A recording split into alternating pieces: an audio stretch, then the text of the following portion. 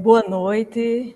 O SEBRAE Rio Grande do Norte, juntamente com o programa ALO CNPq, tem a honra de convidar 3 especialistas da temática inovação para responder ao questionamento.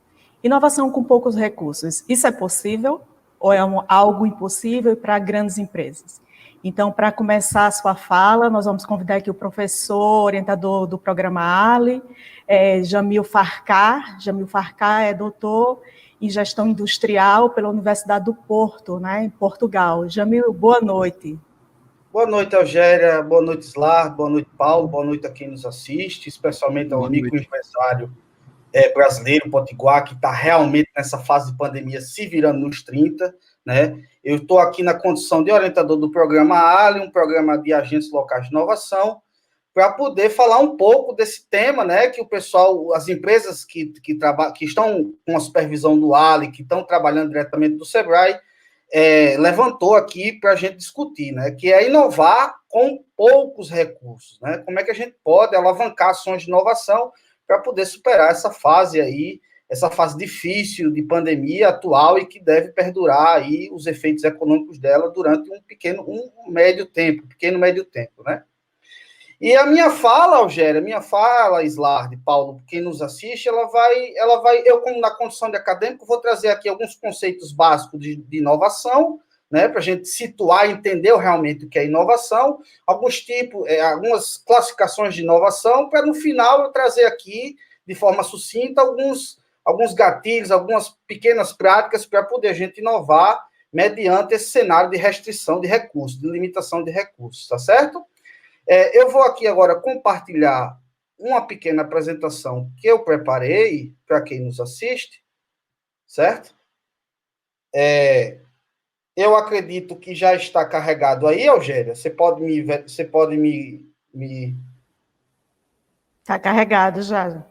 Pronto, perfeito. Então, aqui, para a gente começar a nossa live, né, a nossa apresentação, eu quero trazer um conceito de inovação, né? Inovação é a aplicação de recursos em prol de uma mudança, é bom frisar, não trivial, que fuja do comum, não é? E essa inovação ela pode ser aplicada num produto, num serviço, num processo, num modelo de negócio e num modelo de gestão, não é?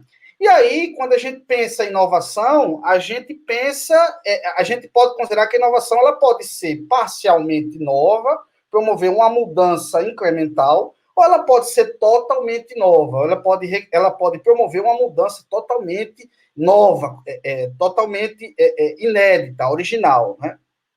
Então, quando a inovação é parcialmente nova, falamos que a inovação é incremental. Isso o Slard vai falar lá mais na frente, que a inovação incremental ela está mais próxima do microempreendedor nessa fase de limitação de recursos. A inovação incremental é simplesmente você adicionar uma característica nova ao seu produto, uma atribuição nova ao seu produto, ao seu serviço, né? Sem mudar a cara, sem mudar muito a base desse produto, né?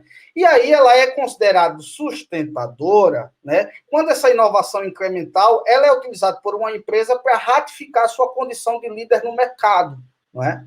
E aí a inovação, quando ela é totalmente nova, e aí ela vai passar por um processo.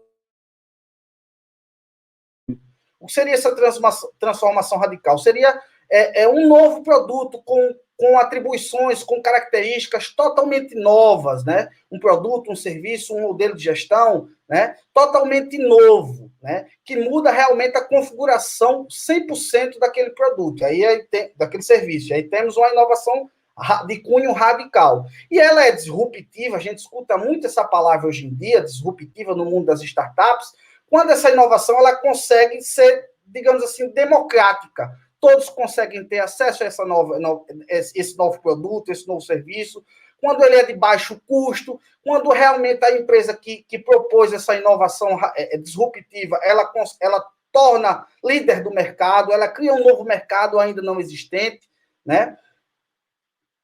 E aí, a inovação, eu gosto muito de falar, e a teoria nos traz isso, que ela pode acontecer de forma linear ou aberta, né? A inovação de forma linear é como era feito antigamente, quando os consumidores não tinham muita voz, não tinham muita participação, quando os mercados não tinham muitos concorrentes, então as empresas como é que faziam? Elas elas sugeriam a inovação internamente, passavam por um processo linear de concepção, desenvolvimento, implementação e promoção no mercado, sem ter uma interação com o mercado, sem ter uma coleta de opiniões com os clientes, com os consumidores, né? Com o ecossistema de inovação. E hoje o que vemos é isso ser diferente, a inovação pode ser de forma aberta, de forma participativa, de forma colaborativa, de forma como a linha startup, o conceito de Eric Ries nos traz, que é o do produto mínimo viável, que é em constante colaboração e consulta com o consumidor para saber o que é que ele percebe, qual é o sentimento de uso daquele produto, daquele serviço, e com isso a gente ir num ciclo, né, e melhorando o desenvolvimento desse produto, desse serviço, até atingir a maturidade. Então, a inovação ela é importante acontecer aberta, por muito isso que eu já disse, da colaboração, né, do acesso ao ecossistema de inovação, às ferramentas, os recursos que esse ecossistema e as instituições que fazem parte dele promovem, como somos nós do SEBRAE, como é as universidades, como é as aceleradoras, como são os órgãos governamentais de fomento à ciência e inovação. Então, a inovação hoje, ela realmente tem que acontecer de forma aberta, de forma participativa, colaborativa, né? E aí, quando vemos os principais recursos, o que é que eu preciso para que a inovação decole? Né? E aí temos essa imagem do foguete da SpaceX, todo mundo viu o acontecimento do Elon Musk ultimamente, né? Eu trouxe isso para figurar, e na base do recurso, o recurso base, o recurso principal, o recurso inicial que é necessário para fazer inovação são as pessoas, é o capital humano, porque a inovação é um exercício de criatividade, é interessante deixar bastante claro isso, né? E tudo começa com pessoas, com seus colaboradores, com os parceiros do ecossistema, né? Pessoas vão validar as hipóteses, né, de inovação, elas vão buscar validar com os clientes essas hipóteses de inovação, não é? E aí a gente precisa também, claro, Jamil, do dinheiro, do recurso financeiro, porque como qualquer atividade precisa, né, de ter um aporte para poder que essas ações realmente aconteçam.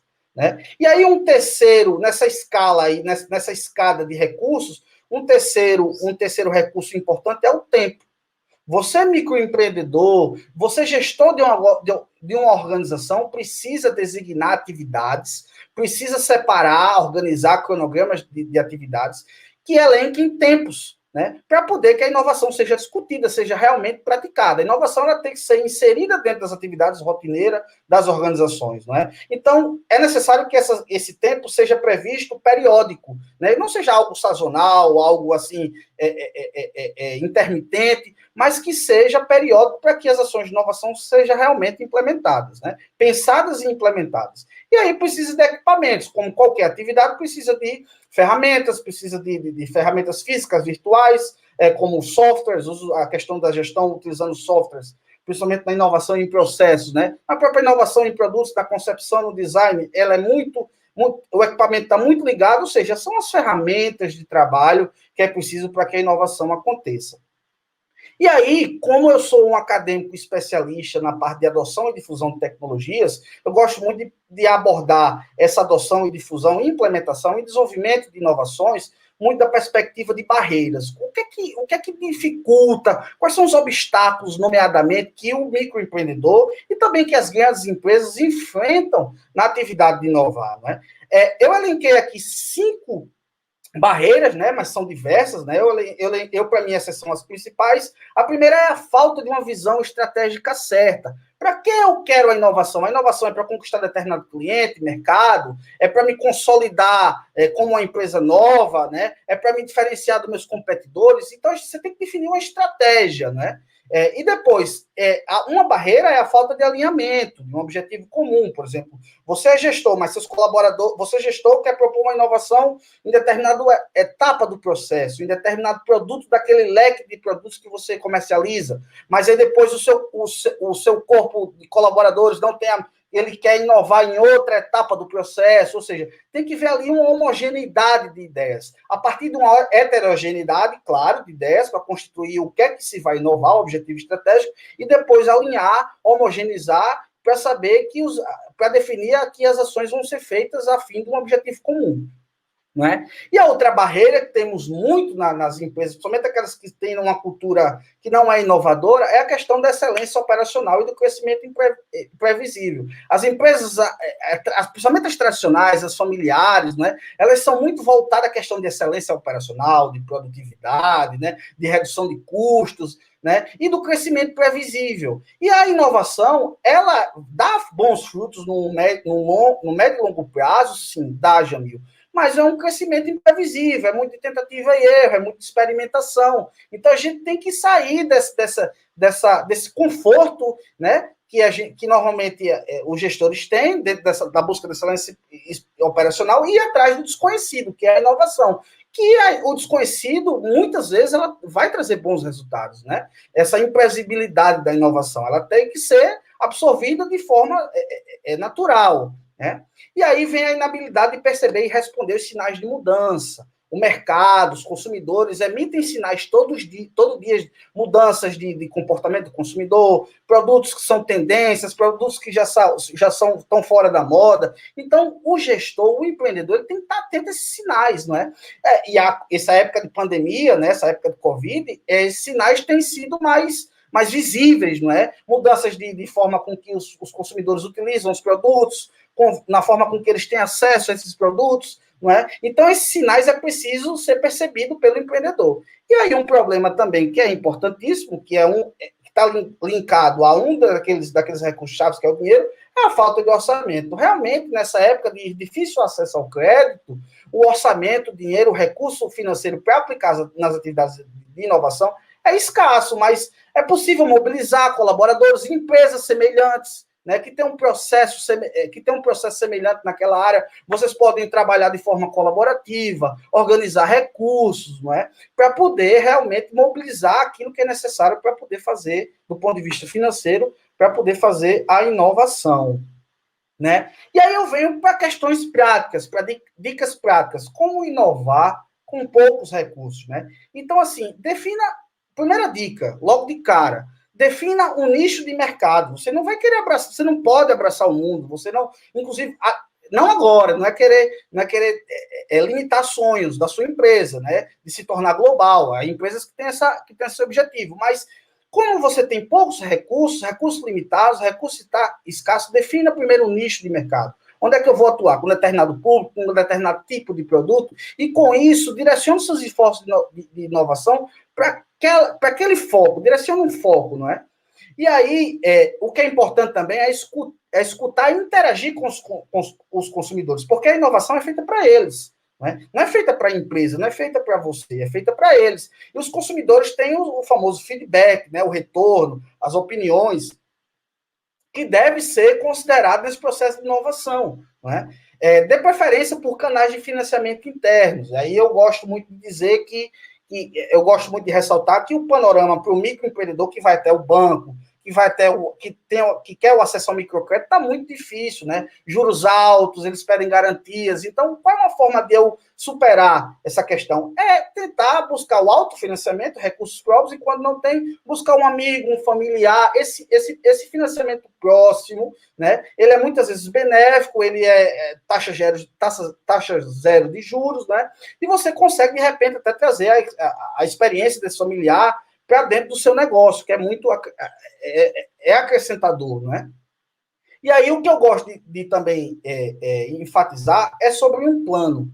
Faça um plano. A inovação ela tem que ser encarada como um projeto, não é? E aí você precisa de um plano com definições claras dos objetivos, do que é que você vai ser feito, um cronograma físico-financeiro, do que é que vai ser gasto para cada ação referente à inovação. É sempre bom ter muito bem planejado, né, para poder você realmente coordenar de forma efetiva com seus colaboradores as ações de inovação, né? E aí tenha uma perspectiva a longo prazo, isso é muito importante. Você não vai querer implementar uma ação de inovação, você não pode querer, na verdade, implementar uma ação de inovação e logo amanhã, depois de amanhã, ter resultados palpáveis. A inovação leva tempo, né? A inovação, para ter frutos, né, sustentáveis, maduros, leva um determinado tempo. Então, é preciso que o empreendedor, o microempresário, ele deixe essa visão míope, de uma visão próxima, e ter uma visão mais a longo prazo, ao futuro, mais distante, porque no futuro ele vai ter frutos realmente da inovação. E aí, outra questão que eu quero citar é criar relações de confiança e autonomia com os colaboradores. Isso é muito importante, né? Porque são eles que vão dar ideias, insights, vai trazer a criatividade. É essa discussão, primeiro, de forma interna, que vai poder alavancar propostas de inovação que vão ser validadas com o consumidor, com o mercado, né? E aí, outra questão importante, né, que eu andei pesquisando, que muitos especialistas falam, e eu recomendo veemente, é observar as empresas ao seu redor. O que é que meu competidor ele está fazendo para otimizar o delivery dele? O que é que meu competidor está fazendo para otimizar a gestão de recursos, né? A gestão de estoque, ou o próprio produto dele? O que é que ele está trazendo de novo? O que é que eu posso realmente copiar, né, para a minha empresa, né, de procedimentos, né? E isso é muito importante, não só empresas do mesmo gênero, da mesma categoria, mas empresas que tenham processos e partes de produtos semelhantes, então você pode utilizar como forma de inovar com pouco recurso, né? Que é o famoso benchmarking que a literatura nos traz, que é justamente você observar as melhores práticas e trazer para dentro do seu processo de inovação, para dentro da sua empresa, né? Então, Algéria, basicamente, era isso que eu tinha para trazer, não é? Era isso que eu tinha para trazer de conceitos básicos, né? De dicas, né? E eu espero que seja de bom proveito para quem nos está assistindo, que a gente eu pessoalmente estou aberto, né? Para qualquer dúvida ao final da nossa live, para a gente esclarecer mais um pouco sobre esse conteúdo que eu trouxe. Obrigada, Jamil. Foram excelentes dicas, né, para os pequenos empresários que estão enfrentando aí esse novo cenário, né?